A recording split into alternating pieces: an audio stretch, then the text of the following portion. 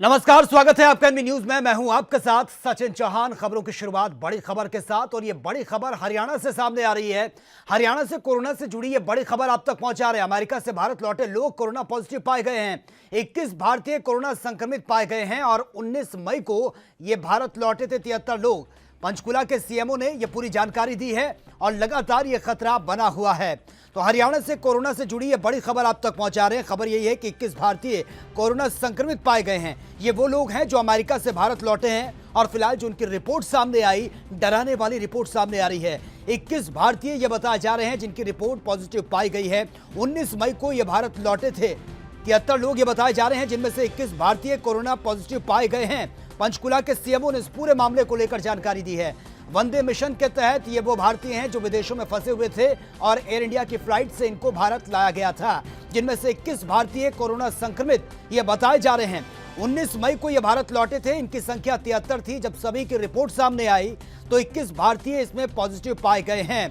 पंचकुला के सीएमओ ने इस पूरे मामले को लेकर जानकारी दी है। बताया जा रहा है कि ये सभी लोग अमेरिका में थे जिनको भारत लाया गया। उसके बाद जब इनकी टेस्ट किए गए, कोरोना टेस्ट हुआ, इनका टेम्परेचर देखा गया तो 73 लोगों में से 21 भारतीय कोरोना पॉजिटिव पाए गए हैं।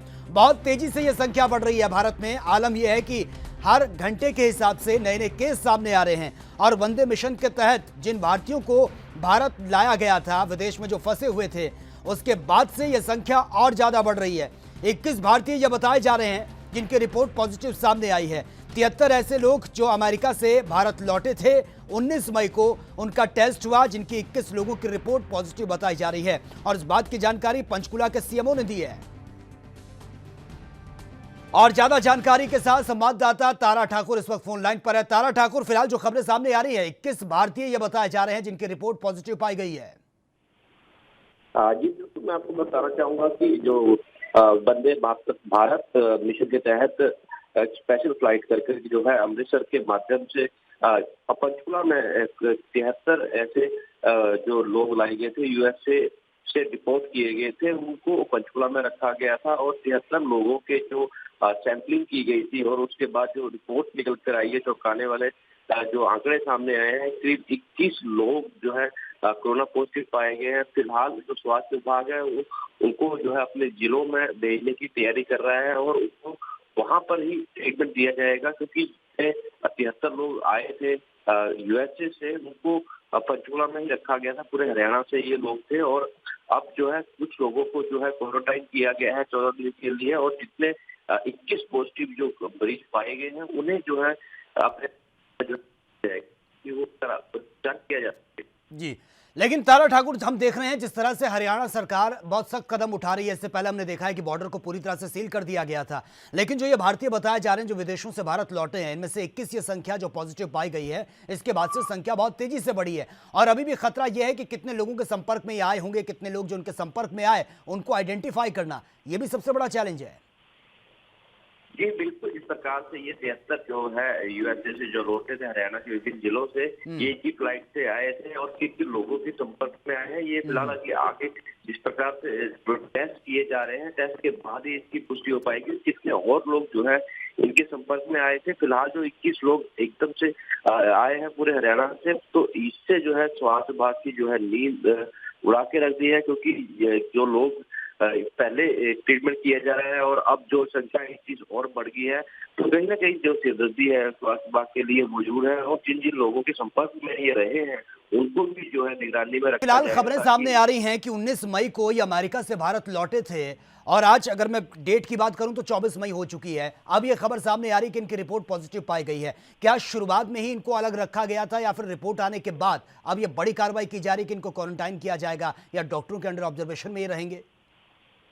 जी बिल्कुल, इस प्रकार से इन्हें जो है यूएसए से फ्लाइट के माध्यम से अमृतसर लाया गया था और अमृतसर से पंचकुला के विभिन्न जो सेक्टरों में भवन और रेस्ट हाउसेज है वहां पर अलग अलग इनको रखा गया था। फिलहाल स्वास्थ्य विभाग द्वारा अब पूरी सावधानी बरती गई है भी इन लोगों के जो है कॉन्टेक्ट ना हो सके एक दूसरे से, और वहीं उसके बाद जो सैंपल लिए गए थे तो चौंकाने वाले जो आंकड़े निकल के आए हैं, तो कहीं ना कहीं अभी तक जो स्वास्थ्य विभाग पूरी सावधानी बरत रहा है ताकि ये जो कोरोना का संक्रमण है वो आगे ना बढ़ सके और जितना इस आंकड़े को कम किया है। बिल्कुल तारा ठाकुर, एक चीज और मैं समझना चाहूंगा, क्योंकि जितनी भी इंटरनेशनल फ्लाइट्स आती हैं वो सीधा दिल्ली एयरपोर्ट पर रुकती हैं और वहां से ही सब लोग अपने अपने घरों के लिए, अपने अपने राज्यों के लिए निकलते हैं। अब दिल्ली एयरपोर्ट पर अगर इन्होंने एग्जिट मारा होगा तो वहां पर क्या इनकी टेस्टिंग नहीं हुई थी? क्या वहां पर यह नहीं पता चल पाया था कि इनका टेम्परेचर अप है या डाउन है? कोई इस तरह के सिम्टम्स कोई नजर नहीं आए थे? मैं स्पष्ट करना चाहूंगा कि ये जो 73 लोग हरियाणा के थे, रिपोर्ट किए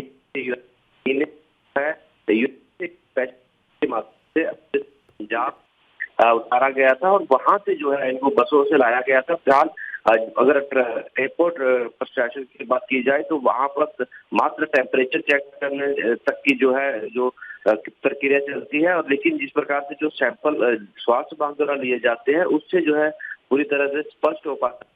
इससे फिलहाल ठीक है, चलिए तारा ठाकुर, बहुत बहुत शुक्रिया फिलहाल आपका। आपकी आवाज प्रॉपर हम तक नहीं पहुंच पा रही है फिलहाल। बहुत बहुत शुक्रिया आपका इस तमाम जानकारी के लिए। तो बड़ी खबर से आपको अपडेट करा रहे हैं और खबर यही है कि 73 लोग ये बताए जा रहे हैं जो अमेरिका से भारत लौटे थे 19 मई को, जिनमें से 21 भारतीय कोरोना संक्रमित ये बताए जा रहे हैं। एक सबसे बड़ा संकट है हरियाणा सरकार के लिए कि कैसे इस महामारी को कंट्रोल करना है, क्योंकि नए नए मामले सामने आने के बाद यह संख्या बहुत तेजी से बढ़ रही है।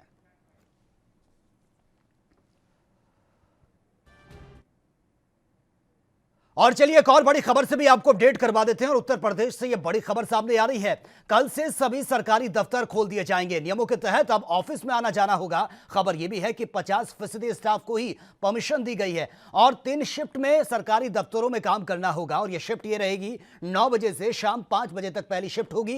इसके बाद 10 बजे से लेकर शाम 6 बजे तक ये दूसरी शिफ्ट यहां पर रहेंगी। और अगर तीसरी शिफ्ट की बात करें तो इसकी टाइमिंग 11 बजे से लेकर शाम 7 बजे तक है। तो 3 शिफ्ट में यह बांट दिया गया है और खबर यही है कि जितने भी सरकारी दफ्तर हैं उनको पूरी तरह से खोल दिया गया है। हालांकि स्टाफ को लेकर जो बात सामने आ रही है, एक परसेंटेज इस पर क्लियर कर दी गई है, यानी कि 50% स्टाफ ही काम कर पाएगा।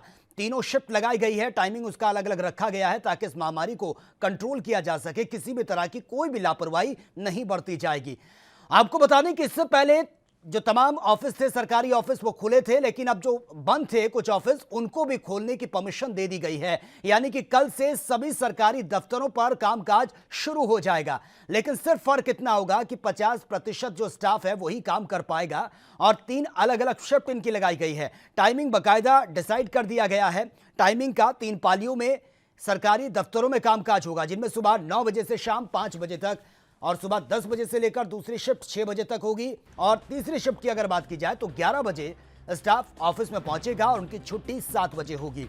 तो ये इसी को ध्यान में रखते हुए ताकि सोशल डिस्टेंसिंग का पालन भी किया जा सके और जो गाइडलाइन है उसको पूरी तरह से फॉलो करना होगा, क्योंकि खतरा लगातार बढ़ता जा रहा है और हम देख रहे हैं कि आए दिन लापरवाही की तस्वीरें सामने आ रही है। इसी वजह से यह बड़ा डिसीजन लिया गया है क्योंकि सरकार की तरफ से, क्योंकि कामकाज लंबे समय से ठप पड़ा है। आने वाले वक्त में स्थितियां अगर चरमराती हैं तो सरकार के लिए स्थिति को कंट्रोल करना बहुत मुश्किल हो जाएगा। तो अर्थव्यवस्था भी बेपटरी ना हो, उसको भी पटरी पर लाया जा सके, जिंदगी की रफ्तार को भी आगे बढ़ाया जा सके और नियमों का पालन करना बेहद जरूरी है। हालांकि जो भी स्टाफ ऑफिस में एंटर करेगा उसकी पूरी तरह से स्क्रीनिंग की जाएगी और जो प्रिकॉशंस हैं वो आपको लेना बहुत जरूरी है। फिर चाहे मास्क की बात करें, सैनिटाइजर की बात करें और सोशल डिस्टेंसिंग का पालन करना सबसे अनिवार्य है।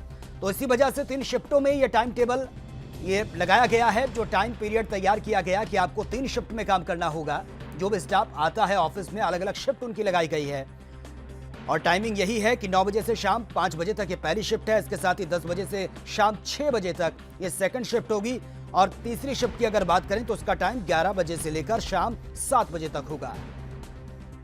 और ज्यादा जानकारी के साथ संवाददाता पुनीत मोहन इस वक्त फोन लाइन पर है। पुनीत, फिलहाल जिस तरह से सरकारी कामकाज को लेकर यही सवाल उठ रहे थे कि लंबे समय तक कैसे ये सब कुछ चलेगा, कल से सभी दफ्तर खुल जाएंगे सरकारी दफ्तर, लेकिन अब गाइडलाइन जो तैयार की गई है उसको किस तरीके से फॉलो किया जाएगा?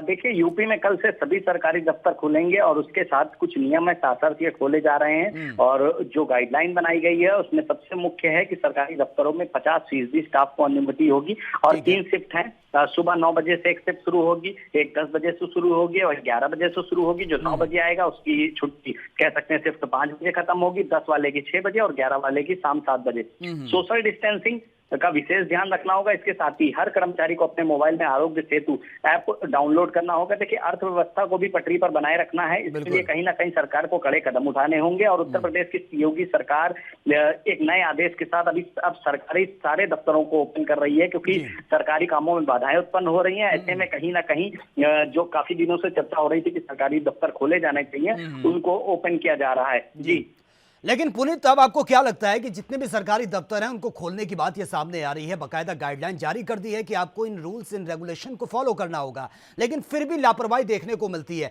अब जिस तरह की ये बात सामने आ रही है कि 50% स्टाफ ही काम करेगा, 3 शिफ्ट में बांटा गया है, बाकायदा इसकी मॉनिटरिंग भी की जाएगी या सिर्फ गाइडलाइन जारी कर दी है, फॉलो तो आप स्टाफ को करना है?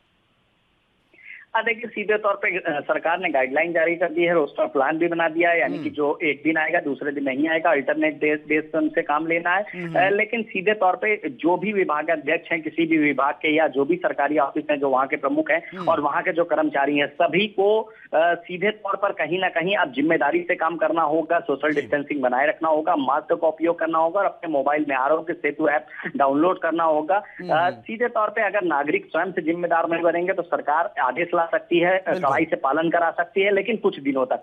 हमें आज नहीं कल कहीं ना कहीं आत्मनिर्भर बनना ही होगा और ये सोच कर चलना होगा। लेकिन पुनीत, ये सवाल मैंने इसलिए पूछा है क्योंकि हम देख रहे हैं जो प्राइवेट सेक्टर खुले हैं वहां पर जैसे ही ऑफिस खुला उसके बाद से संख्या बहुत तेजी से बढ़ी है। आलम यह था कि स्टाफ तो पहुंच रहा है ऑफिस में काम करने के लिए, लेकिन एक की रिपोर्ट पॉजिटिव सामने आई, उसके बाद पता चला कि कहीं और लोग भी इसकी चपेट में आ गए हैं। तो इस तरह की लापरवाही अगर सरकारी कार्यालय में देखने को मिलेगी तो खतरा बढ़ सकता है। देखिए, सरकारी कार्यालयों में बाहरी लोगों का भी आना जाना बहुत रहता है। बहुत से ठेकेदार आते हैं, बहुत से ऐसे व्यक्ति हैं जिनके काम फंसे हुए होते हैं, या बहुत से ऐसे व्यक्ति आते हैं जिनके सरकारी कामकाज कराने होते हैं। ऐसे में अगर लापरवाही बरती जाएगी, डोर पर थर्मल चेकिंग नहीं होगी, इसके साथ ही सोशल डिस्टेंसिंग फॉलो नहीं करी जाएगी, पान मसाला पूरी तरीके से यूपी में थूकना बिल्कुल मना है। लेकिन सरकारी दफ्तरों के हाल देखिए तो कहीं ना कहीं दीवारें पान मसाले के थूक से रंगी नजर आती हैं। अब अगर इन नियमों का पालन नहीं करेंगे सरकारी दफ्तर, तो कहीं ना कहीं अगर कोई एक कोरोना पॉजिटिव व्यक्ति निकलता है तो पूरा स्टाफ क्वारंटीन होगा और पूरा ऑफिस क्लोज हो जाएगा। ये सोच करके हमें अपनी जो जिम्मेदारियां हैं उनका पालन करना होगा और सीधे तौर पे मास्क लगाना होगा, सोशल डिस्टेंसिंग फॉलो करना होगा। हालांकि सरकार ने साफ तौर पे गाइडलाइन जारी करी है और जिला प्रशासन को आदेश दिए हैं कि सीधे तौर पर जो है इस पर कार्रवाई करी जाए। अगर कोई इन आदेशों को नहीं मानता है तो उस पर तत्काल कार्रवाई करी जाए। जी बिल्कुल पुनीत, लेकिन हम देख रहे हैं कि जब से ये कामकाज का सिलसिला शुरू हुआ है, लोगों का घरों से बाहर निकलना भी शुरू हो चुका है। जिन सड़कों में सन्नाटा पसरा था, आवाजाही शुरू हो चुकी है। अब लोग इसी चीज का बहाना मारकर घर से निकल रहे हैं कि उनको अपने दफ्तर पहुंचना है। लेकिन हम देख रहे हैं कि एक बाइक में कभी कभी 3-3 लोग सवार नजर आते हैं, एक कार में कम से कम 5 लोग कभी बैठे होते हैं। जब पुलिस उनको पूछती है, रोकती टोकती है, तो उन्होंने कहा कि ऑफिस जाना है, बहुत जरूरी है। उनके पास कोई साधन नहीं है, बस नहीं चल रही है, गाड़ी नहीं मिल रही है। तो इस तरीके की अगर लापरवाही सामने आएगी तो फिर कैसे कंट्रोल होगा? देखिए, सीधे तौर पे कहीं ना कहीं लोग जो बहाने लेकर के बाहर निकल रहे हैं, ऑफिस का बहाना बना करके बाहर निकल रहे हैं, दिक्कतें हो रही हैं। और कहीं ना कहीं परिवहन न चलने की वजह से वास्तविकता में लोगों को दिक्कत है क्योंकि उनको ऑफिस पहुंचना जरूरी है। ऐसे में कुछ परिवहन को भी मंजूरी दी जा सकती है, जैसे कि ऑटो में 2 लोग पीछे बैठ करके जा सकते हैं। और सीधे तौर पर कोशिश यही है सरकार की कि ऑफिस भी खुले और सोशल डिस्टेंसिंग का पालन भी हो, लेकिन 1 बाय 1 सारी चीजों को किया जा रहा है। अगर एकदम परिवहन खोल दिया जाएगा तो दिक्कत का सामना होगा। एक नई गाइडलाइन बना करके परिवहन की बसों को, ऑटो टेम्पो को परमिशन दी जाएगी, ई रिक्शा को परमिशन दी जाएगी ताकि लोग सुगमता से ऑफिस पहुंच सकें। लेकिन इसके साथ लोगों को स्वयं अपनी जो जीवन शैली है उसमें बदलाव लाना होगा और कोविड-19 के साथ लड़ते हुए जीने की आदत डालनी पड़ेगी। जी लेकिन पुनीत, आम लोगों का सहयोग मिलता हुआ नजर आ रहा है क्योंकि हम देख रहे हैं लापरवाही की तस्वीरें हर रोज सामने आ रही है। कुछ लोगों की मजबूरी है, लेकिन कुछ लोग जानकर भी अनजान बने हुए हैं। उनको यह भी पता है कि खतरा कितना बड़ा है। लेकिन अब क्या आपको लगता है जो रियायत सरकार ने दी है, क्योंकि शुरुआत से यह कहा जा रहा है कि अब तो आगे बढ़ना है, इस वायरस के साथ भी जीना है और कामकाज को भी पटरी पर लाना है, जिंदगी की रफ्तार को आगे बढ़ाना है, लेकिन लोग अगर लापरवाही बरतेंगे तो आने वाले वक्त में स्थितियां बिगड़ सकती हैं। क्या लोगों की तरफ से अब कुछ समझदारी नजर आ रही है? लोग सहयोग कर रहे हैं? देखिए, सीधे तौर पे कहीं ना कहीं लोग सहयोग करते भी नजर आते हैं, वहीं कुछ लोग इस बात को मानते ही नहीं हैं और पुलिस को देखते हैं तो मास्क लगा लेते हैं, पुलिस को देखते हैं तो सोशल डिस्टेंसिंग बना लेते हैं। ऐसे लोग ये सोच रहे हैं कि वो पुलिस की नजर से बच रहे हैं, पुलिस को धोखा दे रहे हैं। असल में वो पुलिस को नहीं बल्कि समाज को धोखा दे रहे हैं। हर राज्य में ज्यादातर ऑफिस खोले जा रहे हैं क्योंकि अर्थव्यवस्था को भी पटरी पर लाना है और जो रुके हुए काम है उनको निरंतर चालू करना है। ऐसे में ज्यादा दिन तक किसी भी चीज को बंद नहीं किया जा सकता है और सरकार की सबसे यही अपील है कि जो भी स्वास्थ्य विभाग की गाइडलाइन है उसको फॉलो करें और इस बात को मान करके चलें कि इतनी जल्दी कोविड-19 यहाँ से जाने वाला नहीं है, इतनी जल्दी अभी कोई इसकी वैक्सीन नहीं बनी है। ऐसे में हमें खुद की जिम्मेदारी निभानी होगी और सोशल डिस्टेंसिंग और मास्क का बिल्कुल पुनीत, लेकिन धरातल की तस्वीरें क्या कहती हैं? धरातल की तस्वीरें क्या कहती हैं? क्योंकि आप डेली ग्राउंड पर जाते हैं, आप मजदूरों से भी मिले होंगे, आपने दुकानों के बाहर भी देखा होगा, तस्वीरें क्या कुछ बयां कर रही हैं? क्योंकि धीरे धीरे सभी दुकानें खुलनी शुरू हो चुकी है। अब दुकान के बाहर वाकई नियमों का पालन किया जा रहा है, कोई डिस्टेंस मेंटेन रखा जा रहा है, या फिर स्थितियां जस की तस हो चुकी हैं? देखिए, धरातल पर जब हम रिपोर्टिंग करने जाते हैं तो कहीं ना कहीं जो तस्वीरें आती हैं वो विचलित करने वाली सामने आती हैं। कुछ बाजार ऐसे हैं जहां पर सोशल डिस्टेंसिंग फॉलो करी जा रही है, लेकिन मंडियों में या जो पुराने शहर के जो पुराने बाजार होते हैं उनमें बिल्कुल भी सोशल डिस्टेंसिंग फॉलो नहीं करी जा रही है। इसका नतीजा भी देखिए आप, संक्रमण के केसेस बढ़ते जा रहे हैं। पुलिस का राउंड होता है तो लोग सतर्क हो जाते हैं, सोशल डिस्टेंसिंग दुकान वाला बना देता है, उसके जैसे ही पुलिस जाती है उसके बाद फिर से वही लापरवाही शुरू हो जाती है। और ये लापरवाही हर व्यक्ति को भारी पड़ने वाली है। लोगों को अपनी सोच में बदलाव लाना होगा, जो दुकानदार है उनको भी अपनी सोच में बदलाव लाना होगा। और जो गोले बनाए गए थे सोशल डिस्टेंसिंग के लिए उनमें भी कोई अब खड़ा होता नजर नहीं आता। अगर रूल फॉलो नहीं कराए जाएंगे तो आगे दिक्कत का सामना करना बिल्कुल पुनीत, लेकिन जो श्रमिक है जिनके आने जाने का सिलसिला लगातार जारी है, फिलहाल उनको लेकर सरकार की तरफ से क्या कुछ ठोस कदम उठाया जा रहा है? क्योंकि हम देख रहे हैं कि बॉर्डर पर इतनी तादाद, ह्यूज गैदरिंग की तस्वीरें नजर आती है मजदूरों की। आलम यह है कि सरकार को ही नहीं पता है कि इतने सारे मजदूर उनके राज्य से बाहर काम करते हैं जिनके आने का सिलसिला जारी है। फिलहाल उनको लेकर अब सरकार की तरफ से कोई ठोस कदम उठाए जा रहे हैं या फिर अभी भी उसमें भी आपाधापी मची हुई है? जी सचिन, बिल्कुल सही कहा आपने। सरकार के पास में ऐसा कोई डेटा नहीं है कि कितने मजदूर अभी भी बाहर फंसे हैं। हालांकि दूसरे राज्यों से जिन लोगों ने किया उन्हें सरकार बताती है मजदूर अभी और आने, लेकिन ये संख्या है। जी ठीक है, चलिए पुनीत, बहुत बहुत शुक्रिया फिलहाल आपका इस तमाम जानकारी के लिए। तो नियमों के तहत ऑफिस आपको जाना होगा और आपको बता दें कि 3 शिफ्ट बाकायदा लगाई गई है। स्टाफ का 50% हिस्सा रहेगा, अलग अलग पालियां जो लगाई गई हैं। यानी कि जो टाइम दिया गया है सुबह 9 बजे से शाम 5 बजे तक, ये पहली शिफ्ट रहेगी और दूसरी शिफ्ट 10 बजे से शाम 6 बजे तक रहेगी और तीसरी शिफ्ट 11 बजे से लेकर शाम 7 बजे तक रहेगी।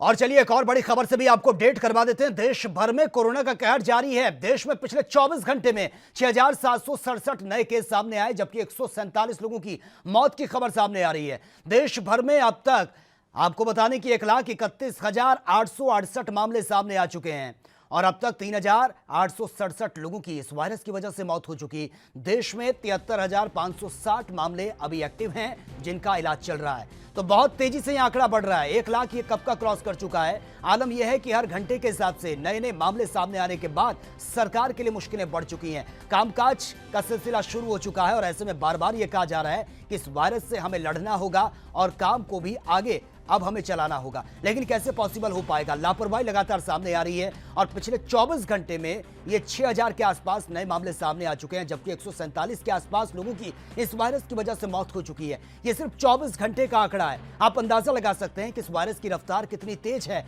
कितनी तेजी से लोग इसकी चपेट में आ रहे हैं कि 24 घंटे में 147 लोगों की मौत हो जाती है और 6,767 लोग इस वायरस की चपेट में आ जाते हैं। तो देश भर में 1,31,000 के आसपास यह आंकड़ा पहुंच चुका है मरीजों का। रफ्तार बहुत तेज है इस वायरस की। आलम यह है कि हल्की सी लापरवाही अगर आप बरतते हैं तो आप इसकी चपेट में आ जाएंगे और अपने साथ साथ कई लोगों के लिए भी आप खतरा खड़ा कर सकते हैं। तो बार बार अपील यही की जा रही है कि आप प्रिकॉशंस के साथ घर से बाहर निकलें, क्योंकि सरकारी दफ्तर अब खुल चुके हैं, कामकाज पटरी पर आ चुका है। आलम यह है कि लोगों का घर से निकलना, अब मजबूरी इसको कहें, क्योंकि ऑफिस पहुंचना है तो ऑफिस पहुंचने के लिए घर से निकलना होगा। लेकिन जिस तरह की अपील सरकार की तरफ से, प्रशासन की तरफ से की जा रही है, उसको फॉलो करना बेहद जरूरी है, तभी इस महामारी से लड़ा जा सकता है। और यही अपील की जा रही है कि प्रिकॉशंस के साथ आप निकलें। सोशल डिस्टेंसिंग ही इस महामारी को मात दे सकती है, तो इसका हमें ख्याल रखना होगा। और यही वजह है कि जो ऑफिस का टाइम पीरियड है उसमें भी बदलाव किए गए हैं। 3 शिफ्ट में बाकायदा अब ये लगा दी गई है एम्प्लॉयज की ड्यूटी कि वो 3 शिफ्ट में काम करेंगे, जिस वजह से सोशल डिस्टेंसिंग मेंटेन हो सके। और जो परसेंटेज है स्टाफ का उसको भी कम कर दिया गया है। 50% स्टाफ ही ऑफिस में काम कर सकता है। और ज्यादा जानकारी के साथ संवाददाता राजीव तिवारी इस वक्त फोन लाइन पर है। राजीव, जिस तरह से हम देख रहे हैं 1,31,868 तक ये मामले पहुंच चुके हैं कोरोना मरीजों के। फिलहाल दिल्ली में क्या कुछ जानकारी आपके पास है, लेटेस्ट जानकारी? मैं पेशेंटों की जो गिनती है वो बढ़ती जा रही है। कहीं ना कहीं 24 घंटे के जो आंकड़े की बात करें तो कहीं ना कहीं ये जरूर है कि 6,000 के करीब पार हो चुका है। तो कहीं ना कहीं ये जरूर है कि हाँ, गिनती काफी तेजी से बढ़ रही है। मगर देखने वाली बात ये भी है कि जिस तरीके से गिनती बढ़ रही है तो कहीं ना कहीं गिनती ठीक जो पेशेंट है उनकी ठीक होने की भी जो गिनती है वो भी बढ़ती चली रही है। 24 घंटे के अंदर जो ठीक हुए हैं लगभग 2600 से ज्यादा के मरीज जो है वो ठीक हुए। तो कहीं ना कहीं ये जरूर है कि काफी बड़ी तादाद के अंदर मरीज ठीक भी हो रहे हैं। मगर सरकार अभी भी कोशिश कर रही है लोगों को समझाने की कि सोशल डिस्टेंसिंग का पालन कीजिए और ताकि और ज्यादा जो कोरोना पेशेंटों की गिनती है वो कम हो सके। मगर जो अभी की बात करें तो कहीं ना कहीं ये जरूर है कि 1,31,000 से ज्यादा का आंकड़ा पार हो चुका है। तो कहीं ना कहीं कोशिश, लेकिन राजीव अगर हम दिल्ली की बात करें, दिल्ली में फिलहाल महामारी से बच सके। नहीं राजीव, अगर दिल्ली की हम बात करें, दिल्ली में भी कामकाज शुरू हो चुका है। लोग अपनी नौकरी पेशे के लिए घर से बाहर निकल रहे हैं। अब पुलिस उनको रोक रही है तो उनके आगे भी मजबूरी है कि उनको ऑफिस पहुंचना है। और हम देख रहे हैं कि जो गाइडलाइन जारी की गई है फिलहाल वो फॉलो हो भी रही है या फिर लोग अभी भी नियमों की धज्जियां उड़ा रहे हैं? देखिए, अभी लोगों की बात करें तो लोगों को अभी भी सोशल डिस्टेंसिंग का पालन नहीं कर रहे हैं, क्योंकि लोगों को या तो ये समझ में नहीं आ रहा है कि सोशल डिस्टेंसिंग का पालन करना है, या फिर उन्हें ये लगता है कि लॉकडाउन लॉकडाउन के अंदर जो छूट दी गई है तो वो कहीं ना कहीं लॉकडाउन का उनकी समझ में यही आ रहा है कि सीधे सीधे कहें तो कि लॉकडाउन खत्म हो चुका है। मगर ये देखने वाली बात है कि अभी किस तरीके से लॉकडाउन का पालन नहीं किया जाएगा या फिर कहें सोशल डिस्टेंसिंग का पालन नहीं किया जाएगा तो कहीं ना कहीं गिनती और ज्यादा तेजी से बढ़ सकती है। मगर कोशिश ये रही सरकार की तरफ से भी की जा रही है, जनता को भी करनी पड़ेगी, तभी जाके कोरोना जैसी महामारी से लड़ सकते हैं। लेकिन राजीव, जिस तरह से छूट अब लोगों को मिली है, अब खबरें यही सामने आ रही हैं कि लोग अब मॉल में भी जा सकते हैं, जो मल्टीप्लेक्स कॉम्प्लेक्स हैं उसमें भी उनकी एंट्री मिल चुकी है, सुपरमार्केट में भी वो जा सकते हैं। फिलहाल जो एक लिमिटेशन तय की गई है वो फॉलो हो रही है या फिर लोग वहां पर भी लापरवाही बरत रहे हैं? देखिए, लापरवाही तो जरूर बढ़ती जा रही है, क्योंकि लोगों की तरफ से यही समझा जा रहा है कि लॉकडाउन खत्म हो चुका है, क्योंकि लोग अब घरों से बाहर निकलने लगे हैं। तो कहीं ना कहीं ये जरूर है, आप जब कल सोमवार को यानी कि ईद मनाई जाएगी तो कहीं ना कहीं शॉपिंग करने के लिए भी लोग निकलेंगे। तो कहीं ना कहीं ये जरूर है कि अगर शॉपिंग करने के लिए निकलेंगे या फिर कहें ईद बनाने के लिए जो सामान की जरूरत पड़ेगी वो लेने के लिए निकलेंगे तो कहीं ना कहीं सोशल डिस्टेंसिंग का पालन नहीं हो पाएगा। मगर हाँ, लोगों को फिर भी जागरूक करने की जरूरत है कि लोग सोशल डिस्टेंसिंग का पालन करें। बिल्कुल राजीव, लेकिन बहुत सही बात आपने कही है कि ईद है और ईद को लेकर लोग शॉपिंग करने के लिए घरों से निकलेंगे और रात की तस्वीरें सबसे अलग होती हैं। ईद वाले अगर दिन की हम बात करें, फिलहाल बार बार यही कहा जा रहा है कि लोग अपने घरों में रहें, बेवजह भीड़ ना लगाएं।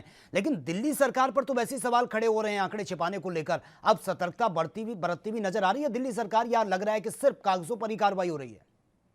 देखिए, बिल्कुल बता दें, जिस तरीके से दिल्ली सरकार की बात करें या फिर और राज्यों की बात करें तो कहीं ना कहीं ये जरूर है कि हाँ, सरकारें कोशिश जरूर कर रही है। मगर अब दिल्ली सरकार की जब बात आ रही है तो दिल्ली सरकार ने जो लोगों को छूट दी गई है लॉकडाउन के अंदर तो वो जरूर है, क्योंकि देखने वाली बात है जिस तरीके से उन्होंने पहले वाइन शॉप खोली गई थी, आप जो दुकानें खोलने की परमिशन दे दी, तो कहीं ना कहीं ये जरूर है कि हाँ, आप लोग निकल रहे हैं तो कहीं निकलेंगे तो कहीं ना कहीं कोरोना पेशेंटों की जो गिनती है वो जरूर बढ़ेगी। मगर बात करें इसमें राजनीति शुरू चली जा रही है, क्योंकि आम आदमी पार्टी के ऊपर यही आरोप लगाया क्योंकि आंकड़े सही नहीं बताए जा रहे हैं, ताकि जो कोरोना पेशेंटों की गिनती के हैं उनको कहीं ना कहीं ये जरूर है इसमें राजनीति भी आती चली जा रही है। तो कहीं एक चीज और गौर करने वाली बात होगी, क्योंकि दिल्ली सरकार जो लोगों को छूट दे रही है, यानी कह सकते हैं जो ईद जो आ रही है, ईद के मद्देनजर रखते हुए छूट दी गई है या फिर कहें बसों की सुविधाएं दी जाने की बात कही जा रही है या फिर ट्रेनों की सुविधाएं देने की बात की जा रही है या फिर दिल्ली के अंदर जो व्यापारी वर्ग है वो खोलने की बात कर रहे हैं। मगर कहीं ना कहीं ये जरूर है अगर व्यापारी भी अपनी बातों पर अड़े हुए, क्योंकि वो पहले कहते हैं क्या है ना व्यापारियों का कि अगर मार्केटों के अंदर पहले सैनिटाइजर नहीं किया जाएगा जब तक मार्केटें नहीं खोली जाएंगी। इसी वजह से व्यापारी भी अड़े हुए हैं और केंद्र सरकार दिल्ली सरकार कह रही है कि जी हमने लॉकडाउन खोल दिया, यानी कि छूट दे दी है तो मार्केट आप दुकानें खुल सकती है। तो कहीं ना कहीं एक चीज और करने वाली होगी, जब मार्केटों के अंदर प्रवासी मजदूर गए हैं वो नहीं होंगे तो फिर कार्य किस तरीके से होगा। जी चलिए राजीव, बहुत बहुत शुक्रिया फिलहाल आपका इस तमाम जानकारी के लिए।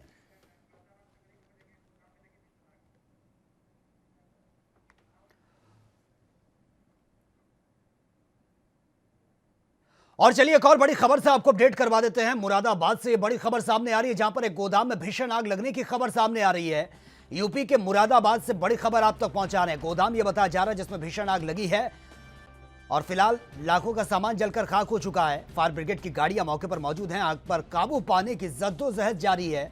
बुद्ध बाजार इलाके की घटना यह बताई जा रही है, जहां पर गोदाम में भीषण आग लगी है। तस्वीरें आप देखिए, यह गोदाम बताया जा रहा है जो धू-धू करके आग की लपटों से झुलस रहा है। फायर ब्रिगेड की गाड़ियां इस वक्त मौके पर मौजूद है। आग पर काबू पाने की कोशिश की जा रही है और ये जिस तरह की तस्वीरों में साफ तौर पर नजर आ रहा है, ये खतरा बहुत बड़ा है क्योंकि बहुत कंजेस्टेड एरिया ये नजर आ रहा है। लोगों के आसपास घर भी नजर आ रहे हैं अगर ये आग और ज्यादा बढ़ती है तो कई घर इसकी चपेट में आ सकते हैं। हालांकि आग को बुझाने की जद्दोजहद जारी है। फायर ब्रिगेड की गाड़ियां इस वक्त यहां पर मौजूद हैं। बुध बाजार की घटना बताई जा रही है, तस्वीरें आप देखिए। आग को बुझाने की कोशिश लगातार जारी, फायर ब्रिगेड की गाड़ियां मौके पर मौजूद हैं। आग कैसे लगी, फिलहाल ये जांच का विषय बना हुआ है। गोदाम ये बताया जा रहा है जिसमें अचानक से भीषण आग लग गई और आग लगते ही पूरी गली में अफरा तफरी का माहौल हो गया। तुरंत फायर ब्रिगेड को इन्फॉर्म किया गया, मौके पर गाड़ियां पहुंची हैं और आग को बुझाने की जद्दोजहद जारी है। लेकिन इस घटना के बाद से लोगों में डर का माहौल बना हुआ है। तो बुध बाजार इलाके की यह घटना है, तस्वीरें आपके सामने। आग लगने के कारणों का फिलहाल अब तक खुलासा नहीं हो पाया है कि आग किस वजह से लगी है, यह जांच का विषय बना हुआ है। लेकिन सबसे पहले इस आग पर कंट्रोल पाना सबसे बड़ी चुनौती बना हुआ है और फायर ब्रिगेड की गाड़ियां मौके पर मौजूद हैं। आग को कंट्रोल करने की कोशिश की जा रही है। आप देख सकते हैं बहुत ही कंजेस्टेड एरिया ये नजर आ रहा है, जितना तस्वीरों को देखकर हम समझ सकते हैं। और यहां पर अगर यह आग विकराल रूप लेती तो कितना नुकसान हो सकता था, कितने लोग, कितने घर इसकी चपेट में आ सकते थे। ये गोदाम जहां पर बना हुआ है, बहुत ही कंजेस्टेड गली ये नजर आ रही है, तस्वीरों को देखकर जितना समझ में आ रहा है। बुध बाजार ये बताया जा रहा है जहां पर ये भीषण आग लगी है। उत्तर प्रदेश के मुरादाबाद से ये बड़ी खबर आप तक पहुंचा रहे हैं। ये तस्वीरें आप देखिए, धू-धू करके ये पूरा गोदाम जल रहा है। आसपास इसके घर हैं, लोग वहां पर रहते हैं और जैसे ही इस गोदाम में भीषण आग लगी, लोग घरों से बाहर निकल गए। तुरंत फायर ब्रिगेड को इन्फॉर्म किया गया, मौके पर गाड़ियां पहुंची और आग को कंट्रोल करने की कोशिश की गई। हालांकि आग कैसे लगी है फिलहाल अब तक ये खुलासा नहीं हो पाया।